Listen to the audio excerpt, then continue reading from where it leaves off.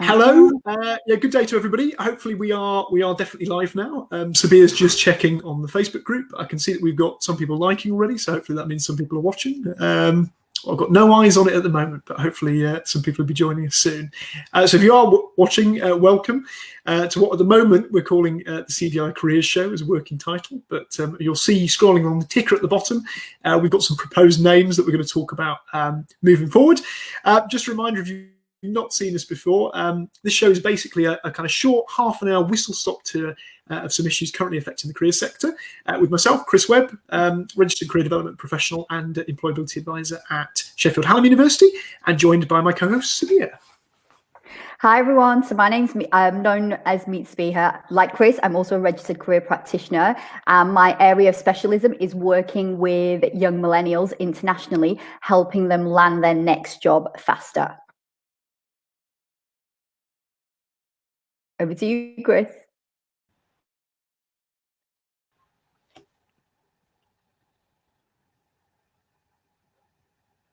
Oh, I think we've got a little bit of a lag, guys, so bear with us. If you can, what I am going to ask each of you that are watching currently live right now is if you can hear us and see us, hit that like button so that we can see that if we're having any kind of technical issues or people are having problems hearing us or seeing us, we can address them as we stream through this very quick and fast-paced 30-minute topical discussion. Brilliant, thanks for that, Spear. That's grand. So as we mentioned at the sort of top of the programme, the idea behind this, as we did with the first session, is each week we're going to be sort of attacking a different topic from the world of CEIAG and giving members of the group a chance to kind of offer their input on this as well. Before we go on to the topic of this week's show, we've just got a couple of things that we want to talk through. The first is our usual segment on good news stories. So Sabir, any good news stories to share this week? I do. And today I want to talk about actually the power of our relationships that we create within the CDI membership. And I have to say that over the last few months, particularly because we've all been in lockdown and perhaps our work priorities have shifted as well, I made a conscious effort that I was going to reach out to more people within our community and have, you know, that virtual one-to-one connection or even within a group setting. And I have to say, I want to give a big shout out to, so some of you may know this name, and if you haven't, you definitely need to look out for it. If you're in the Facebook group, this fine lady known by the name of Liz Reese.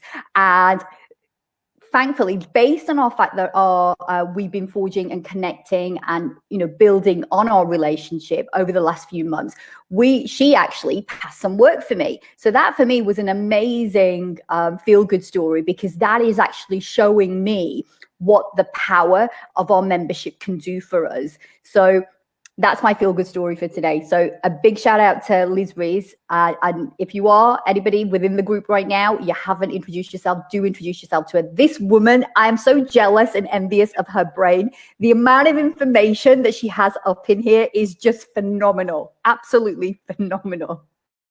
So that's my feel-good story, Chris. How about yourself? What's your feel-good story for this fortnight? That's brilliant. Well, actually, mine kind of touches on that a little bit as well, actually. Okay. And we've been running some virtual internships with employers in the Sheffield City region through Sheffield Hallam at the moment. And two of the chemical engineering students I've been working with managed to secure one with a company called Oil and Gas Corrosion. And it was all up in a LinkedIn post from their CEO about, you know, they were taking these internship students on. And both the students basically said to me, you know, the key thing for them in terms of, I guess, what secured them the internship was events that they'd attended earlier in the year where they met the CEO. They started building that relationship early. And so then when it came to the application process and the interviews, they knew a lot more about the company. They knew a bit more about what he was all about. He was the person doing the interviews. So I think that was very, very gratifying in terms of, I guess, showing us why networking is so important, and I suppose the benefits of that for kind of job seekers as well. So a really positive thing to hear back from this week. And again, you know, this is what this group's all about: power networking, getting people to connect, exactly, bringing people together.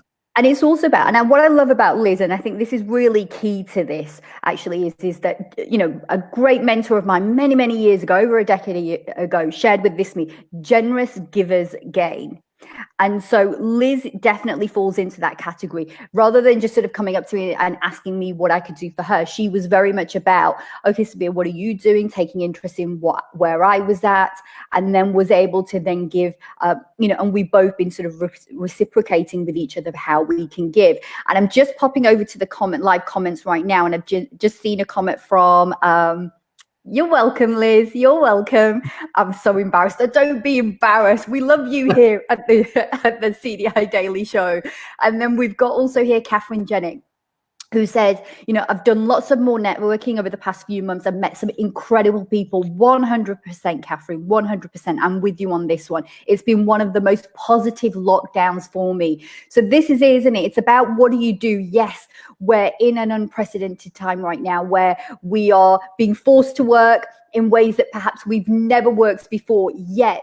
So many of us, and Catherine echoes this, and this has been my experience too. It's what you make of the situation, right, Chris? And then I love the fact, and sorry, and I know I can't see here, Facebook user, whoever you are making baguettes, you are making me jealous. My baking skills, the last time I baked something, I was accused of, I made bread rolls, and the person, when I took them into work, said to me, "Oh, I love your scones." I was like, they're not scones.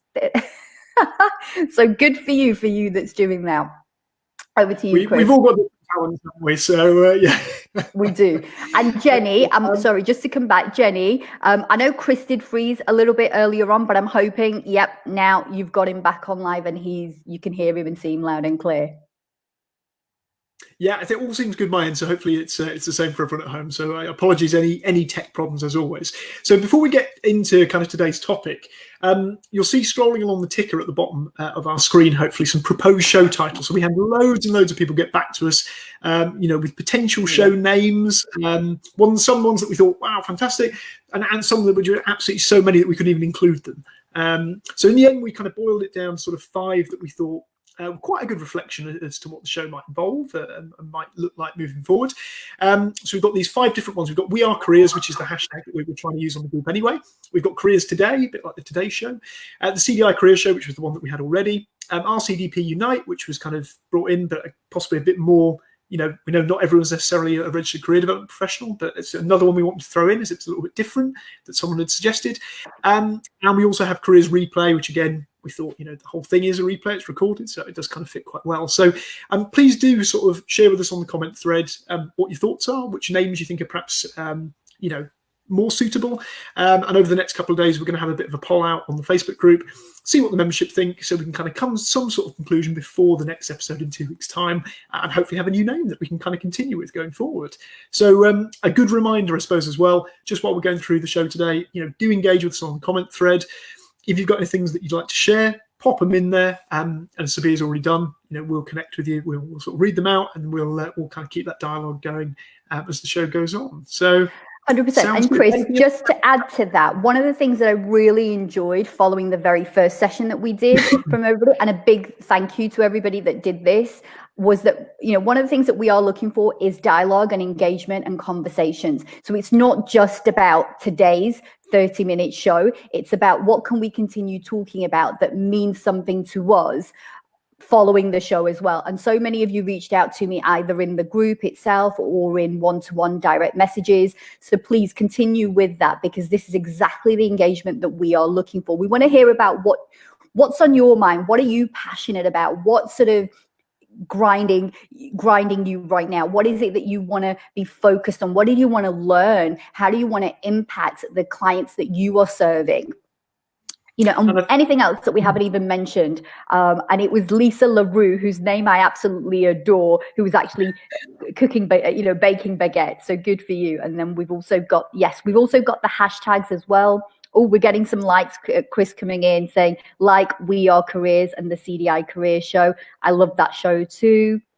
Will you have guest hosts over the time? Yes. Yeah. Okay, so there's a question that's coming up and I just want to address that. Yes, 100%. We want to bring in experts from our community and outside of our community into this dialogue. So if you have any suggestions, if there's any hot topics, or that you're watching somebody on live, either on a webinar or you've connected with somebody and you feel that they have a message that you want more people to hear about, please do let us have their names, and we will reach out to them and we will get them on the show.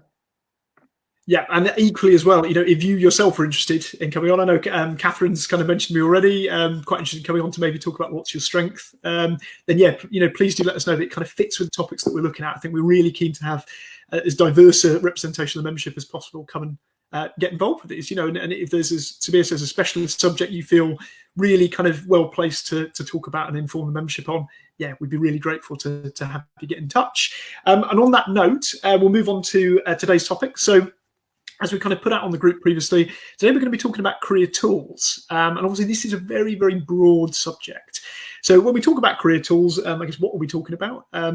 Very, very wide range of things. So anything from digital and physical. So it might be, for example, the sort of kind of psychometric tools. So for those who've used things like the I Could Buzz Quiz, we'll talk about that a little bit later on. Or even like the National Careers Service, kind of skills check, those type of things. So those who've kind of been involved with that, you might have used some of those before, those kind of psychometric, those sort of matching tools. But we're also talking about some of the other, both kind of free and I guess costed tools that are available for career practitioners as well. So I mean, I suppose going through anything really from kind of whole school tracking systems, so the systems that are used a bit like Compass to kind of monitor perhaps how practitioners in schools are meeting the Gatsby benchmarks, like schools are meeting the Gatsby benchmarks, vacancy listings, so even kind of labour market information related sites. So again, that might be kind of Adzuna job search boards, or it might be kind of free software like Start, for students to use and practitioners to use, but also kind of talking about sort of physical tools as well. So kind of things like card sorts, using kind of physical props within kind of career guidance and sort of career advice delivery, even if this is kind of now being done, I suppose, digitally over Zoom, and all of the tools that might be involved with that as well. So that's kind of the broad topic that we're looking at.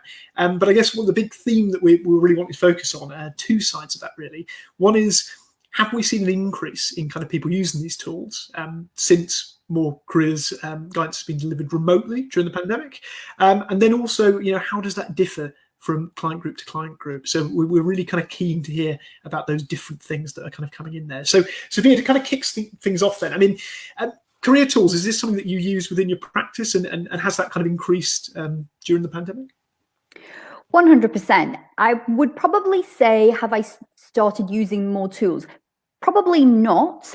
However, what I would say is I have got more innovative and more imaginative about what type of tools I use, because obviously, as you say, more and more of us are now, our practices are based virtually. So we don't have the luxury, or it's not the new norm now, where you're physically sitting in the same room as your clients. And where you're able to sort of have that sort of live, you're still live when you're virtual, but sort of that face-to-face and physical interaction.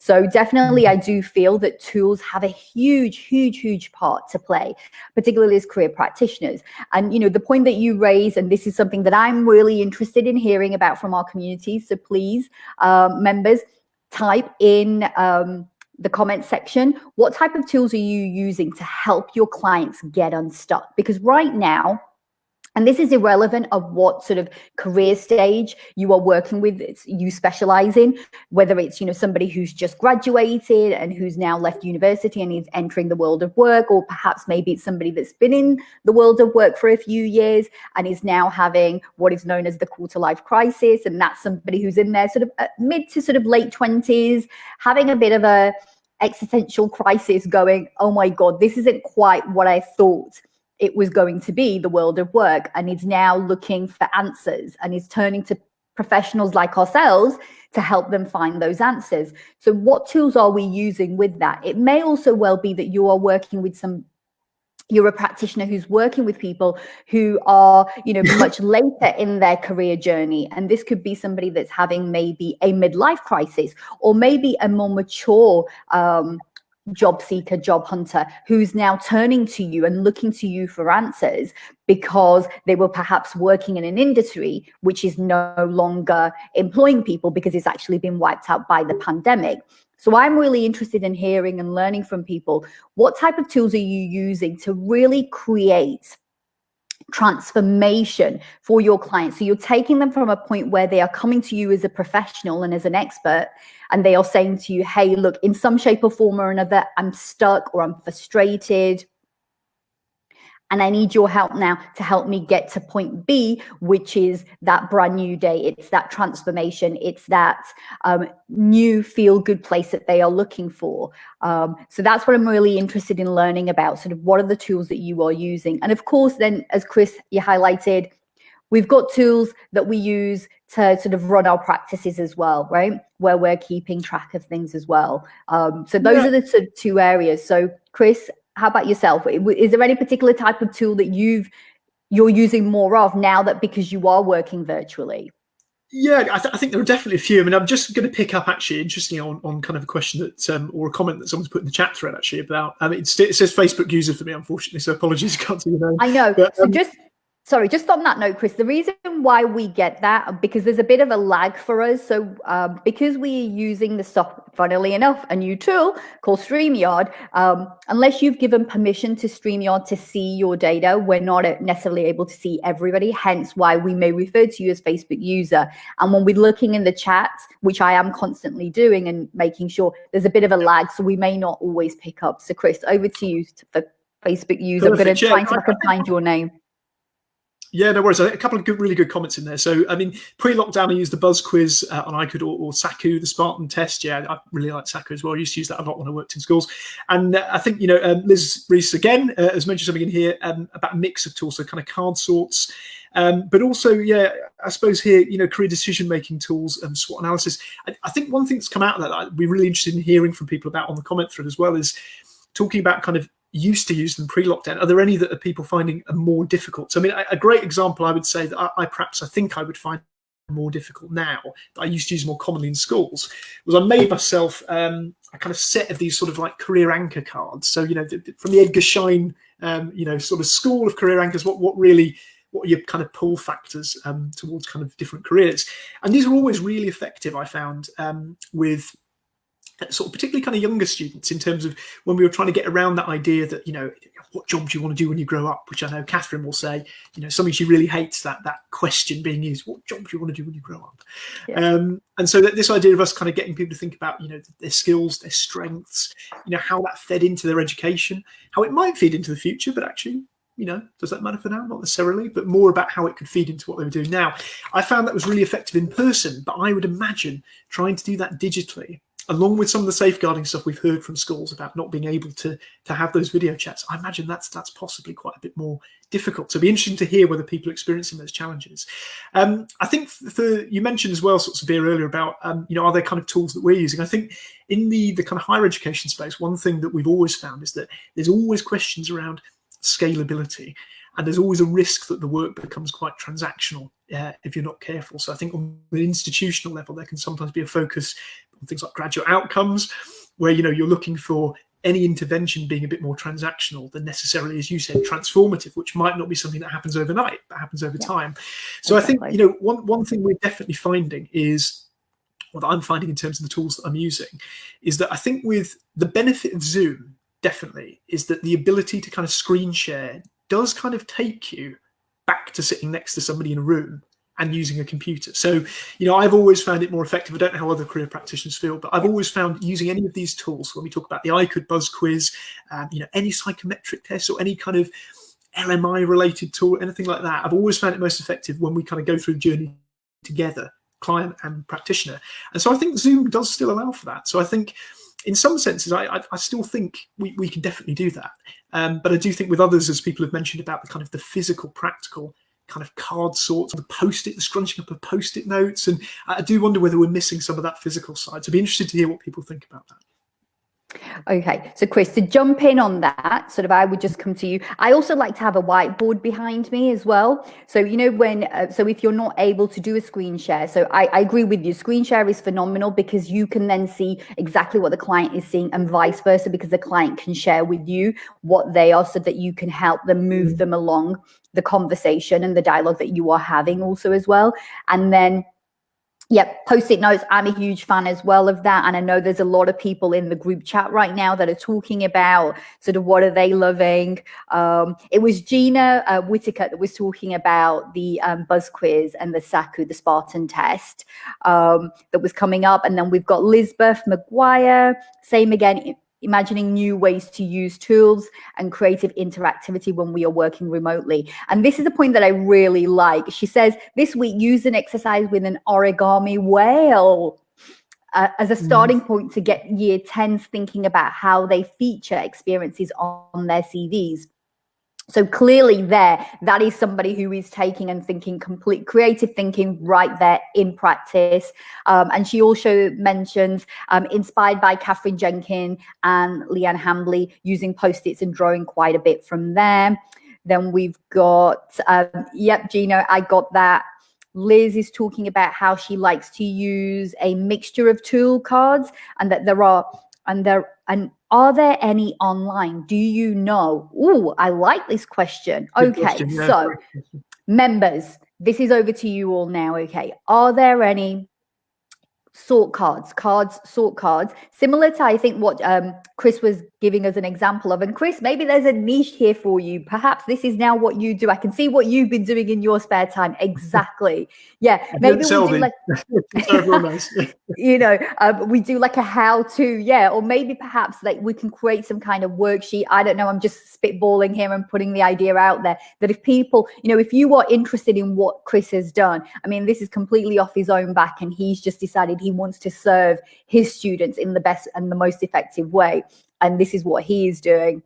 Well, Catherine, thank you. I was just about to mention what's your strength. I know Catherine would be kind of keen to talk about this at sort of another date perhaps on the show, but for those who've kind of not seen, definitely worth kind of just checking out Catherine's profile and having a chat with her about the what's your strengths cards, but a digital version perhaps coming soon. So I think it's a really good point. And some of the physical resources, there's been a couple of people who've commented, you know, can we translate that to a digital space? I think it's a really interesting question, because my worry certainly with scalability has been, do we resort to kind of easy to set up digital platforms that don't necessarily provide the nuance of kind of careers guidance work? So I think it's, you know, if we can provide a digital solution to the more person-centered and client-centered stuff, I think that's great. So sorry, Sabiha, back over to you after that comment. No. You're adding value to the conversation, and this is what it's all about. Again, Lisa LaRue is saying that she's used Skype and screen share all the time with her clients. So again, she's getting that value, and she's being able to sort of dig down and really get to the crux of what it is that,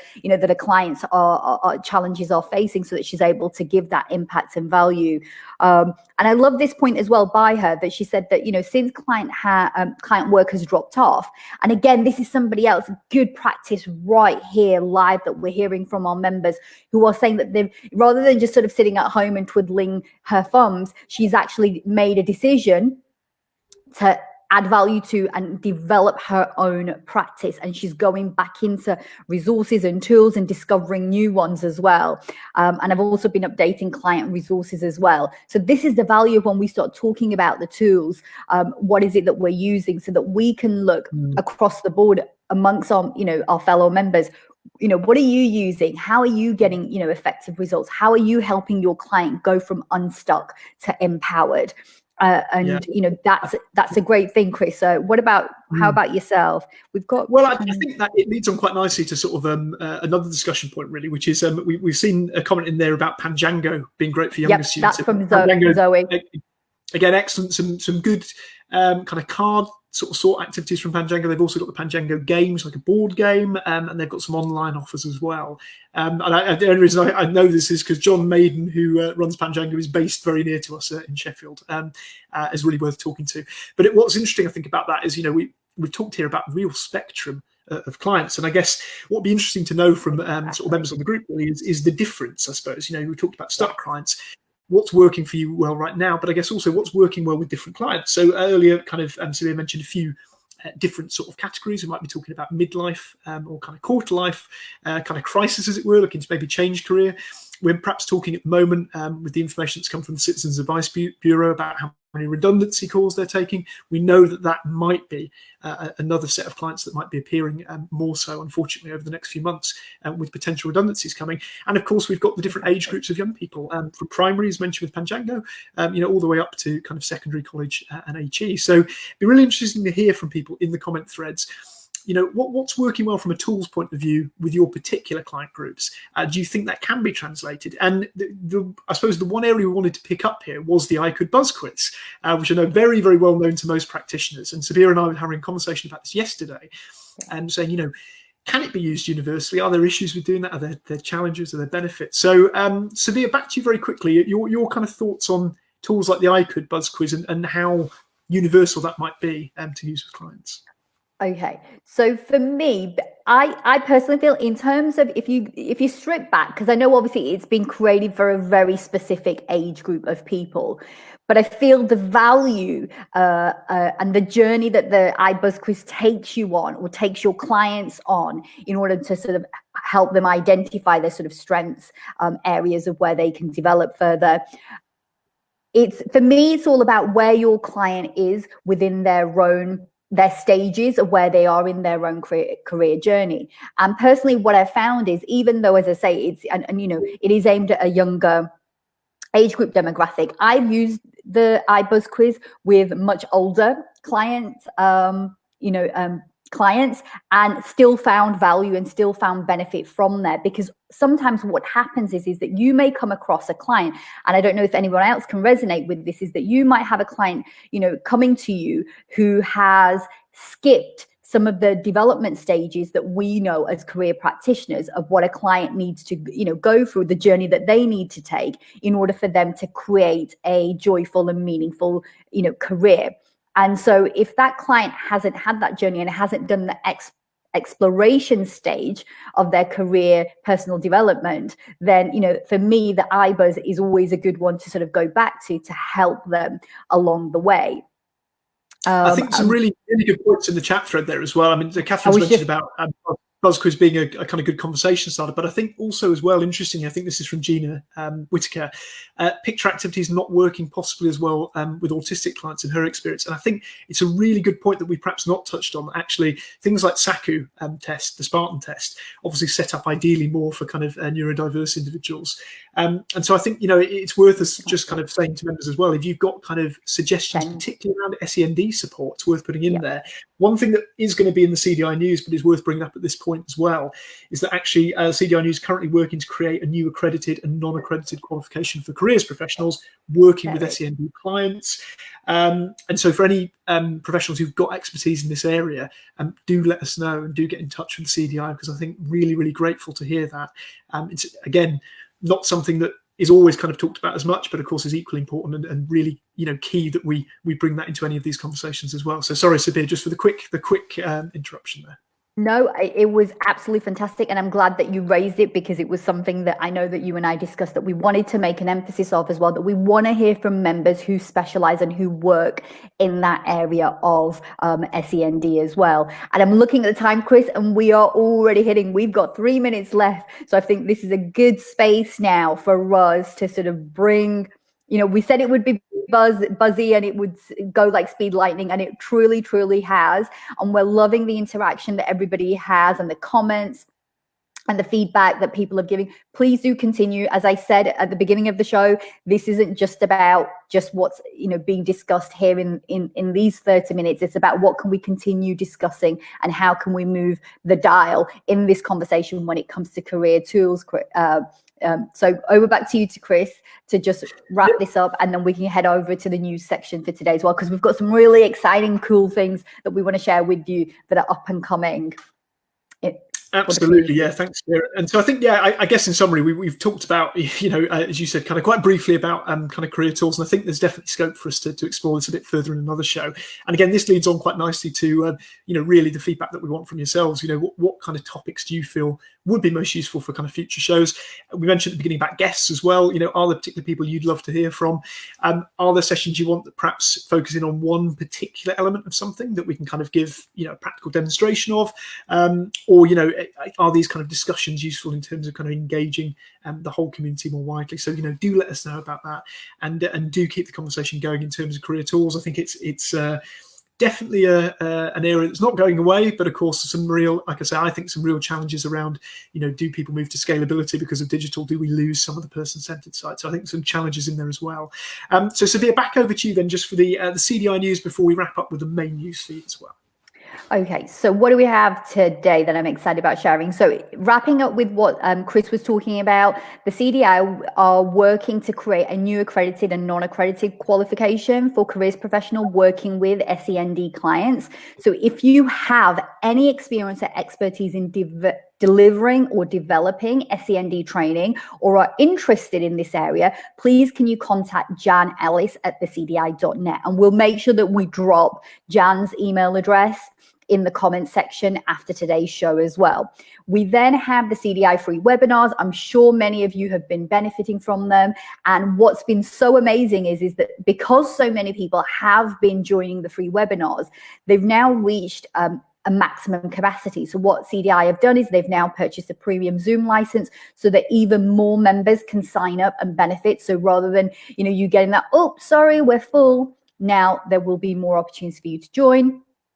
Now, some of you may have noticed that the latest CDI Career Matters didn't drop in your usual letterbox. And that is because due to obviously post-COVID, COVID-19, even the CDI have had to innovate in how they make sure that the Careers Matter newsletter still goes out. And so you will have noticed on Friday, you have all been sent a PDF version of the June Career Matters. So please do check your inbox. There's a whole host of amazing and phenomenal information and latest updates in there that are definitely worth a read. And if for any reason you haven't received the email, as I say, it went out on Friday, but if you haven't received it for any reason, please do reach out to us and we will make sure that you get the latest copy. And then finally, yesterday, you will have seen, but if you didn't, I want to make sure that we draw our attention of what we can do, what campaigning we can do to our MPs and to the government to make sure that career guidance is at the forefront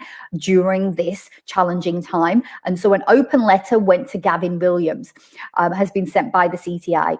And also yesterday as well at 10 a.m. on Twitter, there was a campaign that was sent out and an email was sent out to all of our members. So even though that campaign has now passed, we still encourage each and every member to not only contact Gavin Williamson, and there's a quote that you can cut and paste, so you don't even necessarily have to think too much about what you need to send out to him, but also as well reaching out to your local MP as well and lobbying on behalf of our membership to make sure. Remember, we are a phenomenal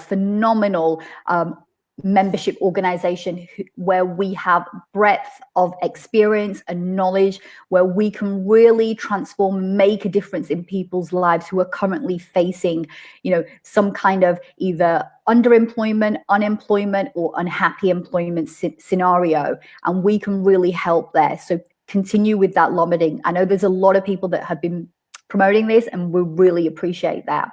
So Chris, over to you for the overall summary of what's happening in our sector right now.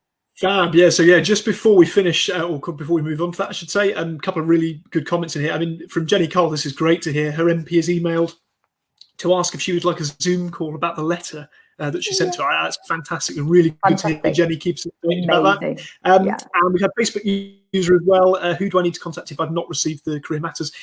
We'll let possibly Dave Caudle or Liz Rees pick that up in the thread if that's okay, just in terms of who's best to contact about that. But they didn't all come through at the same time. I got mine, I think, 1 or 2 days later than Carolyn Parry. So it may be that they're just coming through. Unfortunately, someone's MP is Gavin Williamson. No response yet. He's been very quiet on Twitter as well. So there's no surprises there. It's quite unfortunate, but great news from Jenny Cole. So yeah, just finally, a quick overview of the news before we finish. And again, hardly surprising, but this week's news is really focusing on the support package that's going to be announced later today by Rishi Sunak. A lot of interesting stories in the news, which I'm going to post all of the links for in the Facebook group thread afterwards. Some good stuff to read through. And the big news that's been out over the last couple of days is obviously the £2 billion Kickstart scheme for young people. So this is the idea of 16 to 24-year-olds providing 6 months of paid wages or wage subsidies for employers to take young people on. Noticeably quite quiet about what might happen after that, so where's the support once they come to the end of that period? But hopefully that's something that will be announced. It seems to have been based quite heavily on things like the Future Jobs Fund that Labour put together after the 2008 crisis. So, hopefully there will be some kind of very positive announcements coming from that. Mentioned earlier, Citizens Advice, obviously currently taking a lot of calls on redundancy. They've had the most record traffic to the benefits section of their website. Really, really sad to hear, and I think maybe an indication, unfortunately, of what might be coming down the pipeline. All the more important then that we've had some more announcements around a variety of different support mechanisms the government are considering. We've got the £1.57 billion rescue package for the arts, which, although the government has said is not going to be enough to save every job, certainly key figures within the National Theatre Arts Council have welcomed it. It's supposedly at the high end of what they were expecting, so that's quite positive. We've also heard about the DfE looking to pay employers £750 for every T-level placement for next academic year, with the worries that obviously they wouldn't be able to get the necessary amount of work experience. And we've also heard as well about the Treasury committing to 30,000 new traineeships, so £1,000 for employers to run traineeships as well. And again, not a lot of detail there about what will happen post-traineeships. Are these jobs going to be permanent or are these going to be temporary? And again, to be really keen later today, look out for that announcement from Rishi Sunak. What's that going to look like? And of course, as well, the big announcement that we talked about even on the Facebook group earlier in the week, which was the pledge for additional support for Job Centre Plus, level 3 work coaches. Again, some real serious questions being asked by career practitioners. This 32 million for the National Careers Service, how's that going to be spent? For the Job Centre staff, what training will they get? Will they be of a sufficient level of qualification to cope? What will that support look like for claimants that have to go through there? So there's a couple of other stories I'll add in there, some really, really interesting stuff, but this is the big news this week. Hopefully later this afternoon, fingers crossed, we'll have a lot more certainty about what that might look like and how it impacts on the career sector. But do share your thoughts in the comments as always. So thank you very much for joining us today. We've again run over a little bit. We just love talking so much, clearly, and engaging with all of you. But we will be posting all of the links we've mentioned on the comments threads afterwards. Thanks for joining us. We'll be back again in 2 weeks' time. And do share with us any ideas for topics, guests, anything you'd like to see moving forward. And of course, the title of the show. So goodbye from me and Sabiha. Final goodbye from me. Goodbye from me. Thank you, everybody. See you next time. Bye. Have a lovely day. Take care.